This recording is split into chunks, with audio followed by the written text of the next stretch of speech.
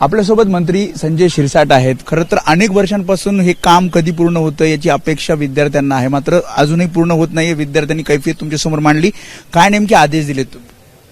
हे बघा, याचं काम जे सुरू झालं 2008 पासून, 13/7 की 8 पासून, आणि 13ला एक कम्प्लीट झालं पाहिजे असं एकंदर स्थिती पाहिजे होती. परंतु एनओस्या, त्याच्यात असलेल्या अडचणी, असं सर्व त्यांनी जे काही कारणं दाखवलेली आहेत ती कारणं पाहता आता कुठे ते हॉस्टेल पूर्णत्वाला यायला लागलेलं आहे. याच्यात अनेक त्रुटी आहेत. मुलांना खेळायला गार्डन नाही ठेवलेलं, सोडलेलं स्पेस सोडलेलं नाही. हजार विद्यार्थी, त्याला गार्डन सुद्धा नाहीये. परंतु तरी आता जे काही प्लॅन झालेला आहे तो आपल्याला ऍक्सेप्ट करावा लागेल. म्हणून मी आता पाहणी केलेली आहे. त्यांचे संबंधित बिल्डर्स असतील, आमचे अधिकारी असतील, विद्यार्थी असतील, यांच्याबरोबर संवाद साधायचा प्रयत्न केला आणि त्यांना डेडलाईन दिलेली. 10 तारखेपर्यंत हे हॉस्टेल कंप्लीट झालं पाहिजे. 10 तारखेला ह्याची ओपनिंग करून विद्यार्थी या ठिकाणी शिफ्ट झाले पाहिजे. हॉस्टेलमध्ये ज्या ज्या बारीक बारीक कामं जी राहिलेली आहेत ती त्यांनी जी काही कमिटमेंट दिली त्यानुसार 10 तारखेपर्यंत कंप्लीट होईल अशी एक अपेक्षा आहे. याच्या बाजूचं जे काही हॉस्टेल आहे, जे जुनं हॉस्टेल आहे, ज्याला तालुक्याचं हॉस्टेल म्हणलं जातं, ती बिल्डिंग सुद्धा ही आमची आहे, खात्याची आहे. म्हणून ती इतरत्र त्याला दिला जाणार नाही.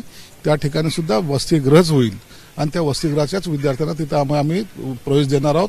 हे निर्णय आम्ही आमच्या खात्यातर्फे मी घेतलेला आहे. 10 एप्रिलला पूर्णपणे विद्यार्थी ते शिफ्ट होतील. 10 एप्रिलला शिफ्ट होतीलच. 100% शिफ्ट करण्याचा माझा प्रयत्न राहील आणि याच्यामध्ये जर कुणी कसूर केली तर त्याच्यावर कारवाई सुद्धा होईल.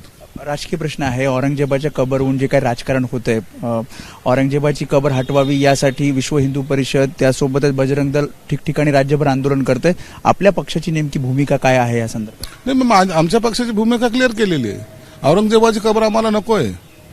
ते द्वेषाचं राजकारण कशाला पाहिजे? त्याला पाहिलं तर आम्हाला चीड येते. एखादा राजा येतो, मंदिरं उद्ध्वस्त करतो, महिलांवर अत्याचार करतो, संभाजीराजाला छळ करून मारतो. अशाची आम्हाला आठवणी कशासाठी पाहिजेत? का त्याच्याबद्दल प्रेम असावं आम्हाला? लादेनला अमेरिकेने मारलं, समुद्रात टाकलं का नाही? का त्याची कबर आहे कुठं? हे कसाबला मारलं, इथलच्या मुसलमानांनी सुद्धा त्याला विरोध केला ना. इथं दफनभूमी त्याला जागा दिली का? म्हणजे औरंगजेबाबद्दल प्रेम कुठून आलं तुमच्यात? विरोधक असं म्हणतायत की हा इतिहास पुसला जातो, इतिहास समजावा म्हणून ती औरंगजेबाची कबर ठेवली जावी. विरोधकाला अक्कल नावाची वस्तू नाही राहिलेली, त्यांच्याकडे ते कमी झालेलं आहे.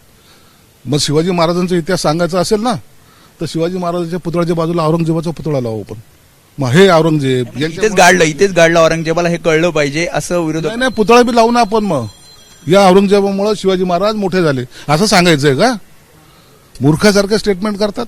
औरंगजेबाबद्दल प्रेम असेल ना तर तुम्ही तुमच्या घरात ती कबर उचलून घेऊन जा. शेवटचा प्रश्न. संजय राऊत म्हणतात की सरकार तुमचं आहे, पोलीस तुमचे आहेत, प्रशासन तुमचं आहे. पुढची तुमची भूमिका काय असणार? आगे आगे देखो होता है क्या. त्यामुळे हे होते संजय शिरसाट. त्यांनी या वसतिगृहासंदर्भात आणि त्यासोबत औरंगजेबाच्या कबर संदर्भात जे राजकीय वातावरण तापलं आहे त्या संदर्भात भाष्य केलं.